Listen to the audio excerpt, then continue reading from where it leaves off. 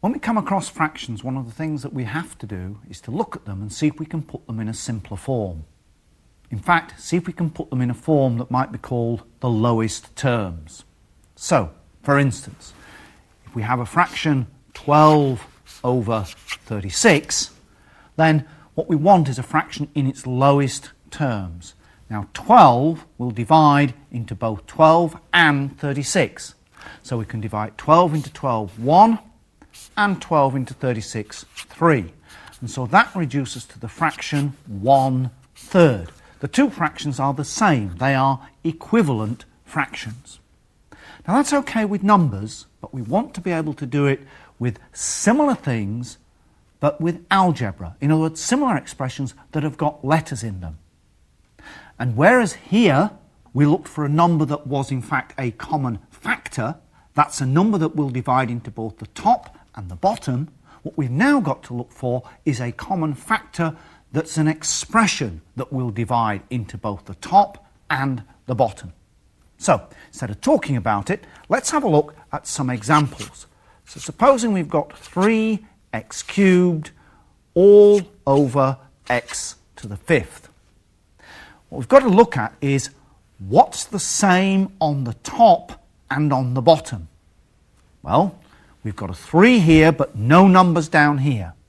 We've got x's here and we've got x's here.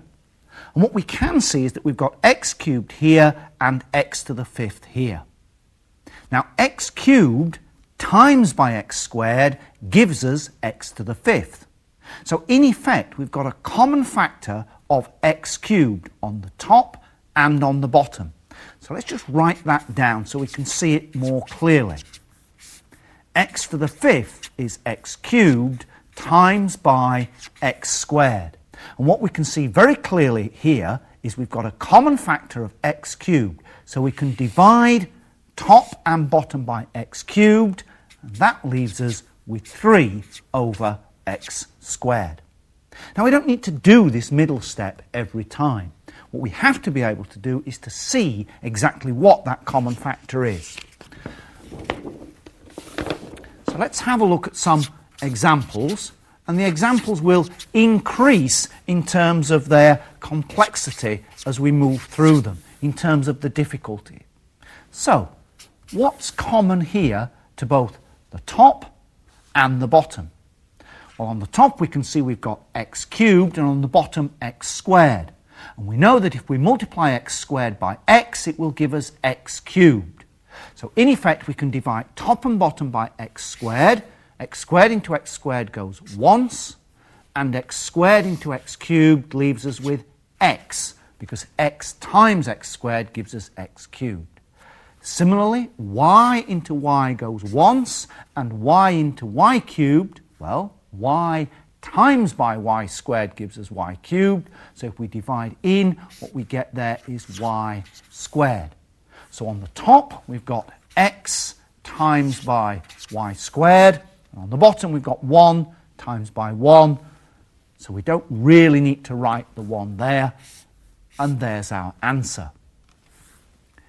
We can also involve numbers in this, so if we have a look, minus 16 x squared y squared over 4 x cubed y squared.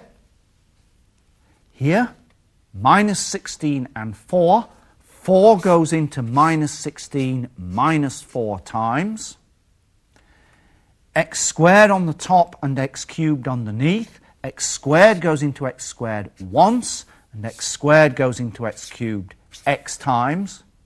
And here y squared is the same on both top and bottom. So y squared into y squared goes once, and y squared into y squared once as well. So here we've minus 4 times 1 times 1, minus 4, over 1. 4 went into 4 once, let's remember. 1 times x times 1, that's x. So we have minus 4 over x. Sometimes that common factor may not be obvious. We may have to work to see it. We may have to work so that it stands out over what we've got. So let's have a look at something like this. x squared minus 2xy all over x. Well, is there a common factor? The best way to look at this is not so much is there a common factor on top and on bottom, but is there a common factor here? Can we factorise this expression? Well, in each term there is at least an x. There's an x here and an x squared here. So we can take that x out as a common factor. X times by x gives us the x squared. Taking x out of here, we're left with minus 2y. So that x times by minus 2y would give us minus 2xy. And then that's all over x.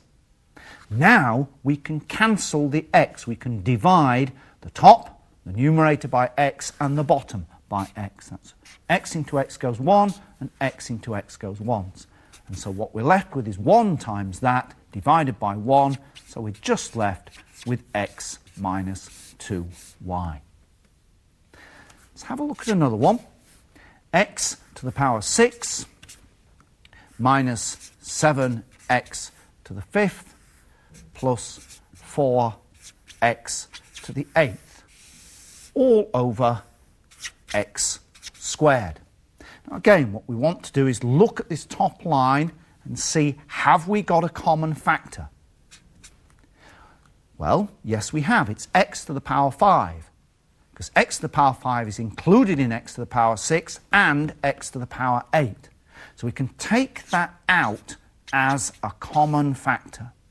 X to the power 5 times by x will give us x to the power 6. Minus 7x to the power 5, we've got the x to the power 5 outside, so we want minus 7.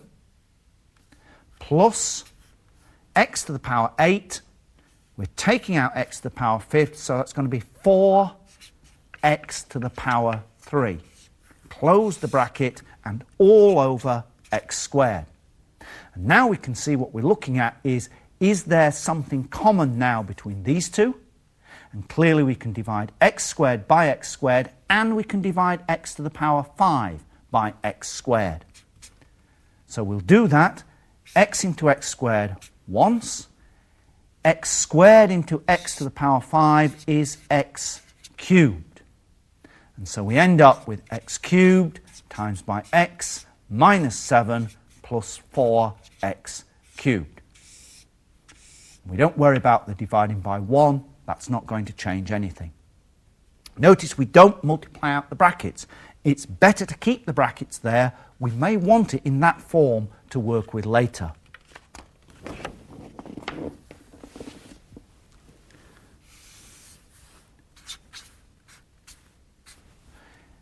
What if we have something like this?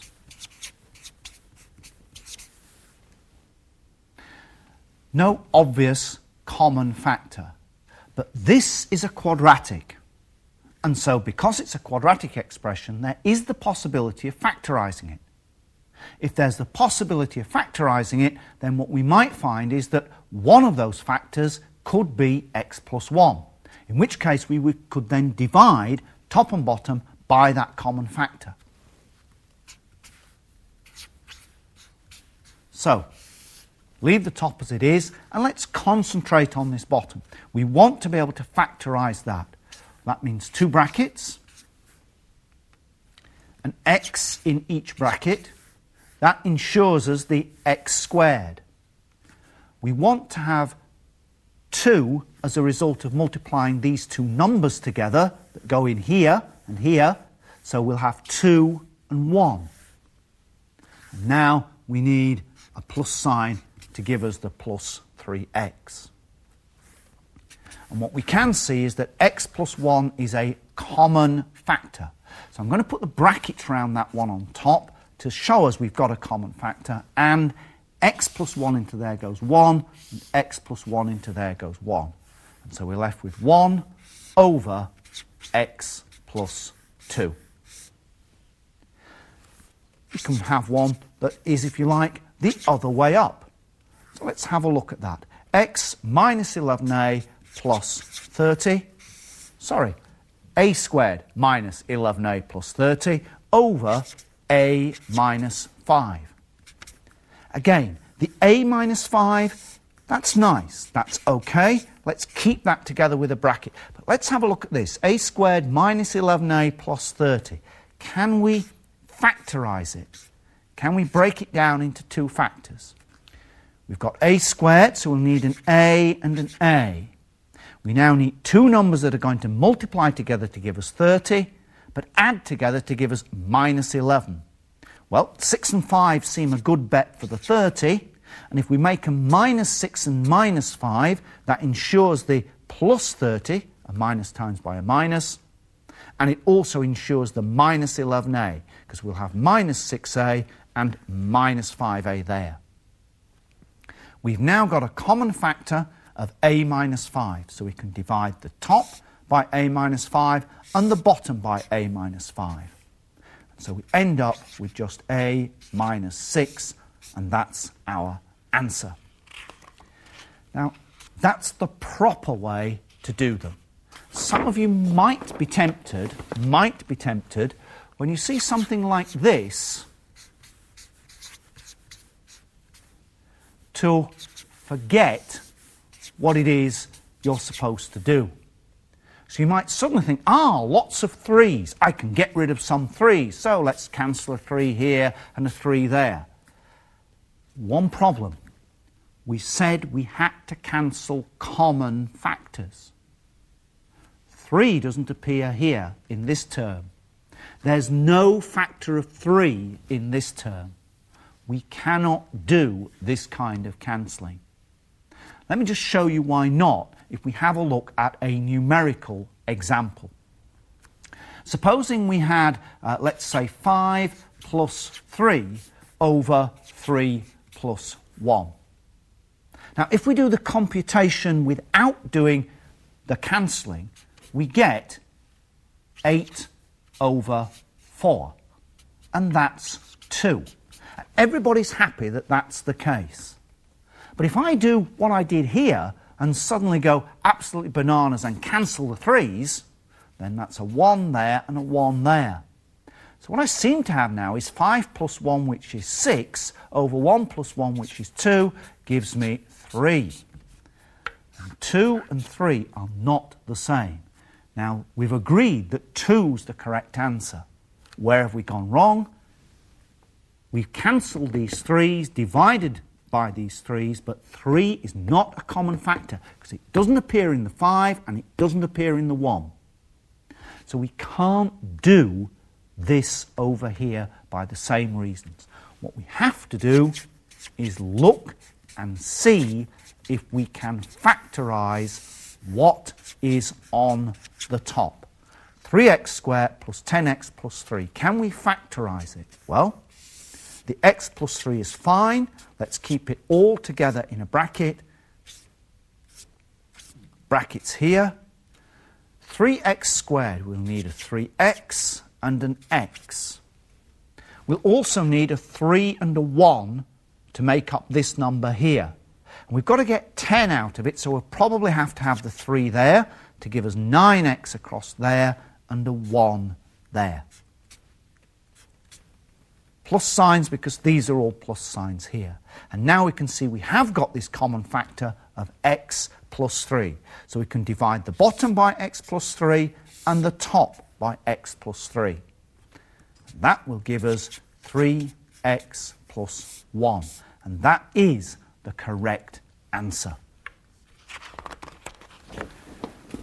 Sometimes we have to work, again, that little bit harder. So let's take this example. 6x cubed minus 7x squared minus 5x all over 2x plus 1. That doesn't look to be much hope for us here, but there is a common factor of x in each term. So perhaps if we can take that out as a common factor to begin with, we might find we can factorise what's left. So, taking that x out as a common factor, it's going to give us 6x squared there, minus 7x there, and minus 5 there. Close the bracket, And we've still to divide by the 2x plus 1, or so we hope. So now let's have a look at this, because this is now an ordinary quadratic. X, 6x squared. Well, let's have a guess at 3x and 2x. After all, there's 2x down there. What do we need now? We've got minus 5 to deal with. Well, I want, if I can have it, 2x plus 1. So let's just be guided by that for the moment. And let's make that 2x plus 1. Minus 5 is what I need to multiply by the 1 to give me minus 5. Have I got it right? I need to check on that minus 7x. Well, here I've plus 3x, and here I've minus 10x. And that does give me minus 7x, so that's right. And now I need to divide by the 2x plus 1. Let's get it together in a bracket. I can divide top and bottom now by 2x plus 1. Goes into itself once and once there. And the answer is just what I'm left with here, x times 3x minus 5. And again, I leave it in its factorised form, not try to multiply it out again, because I may need that form later on. Supposing we take something like this, x cubed minus 1 over x minus 1. What now? Doesn't seem to be a common factor in x cubed minus 1. Difficult. But you may know a factorisation for x cubed minus 1. It does in fact factorise as x minus 1, brackets, x squared plus x plus 1. And so because we know that factorisation, we can see straight away we can simplify by dividing the bottom by x minus 1, and that goes in once, and the top by x minus 1. And so we're just left with the other factor, x squared plus x plus 1.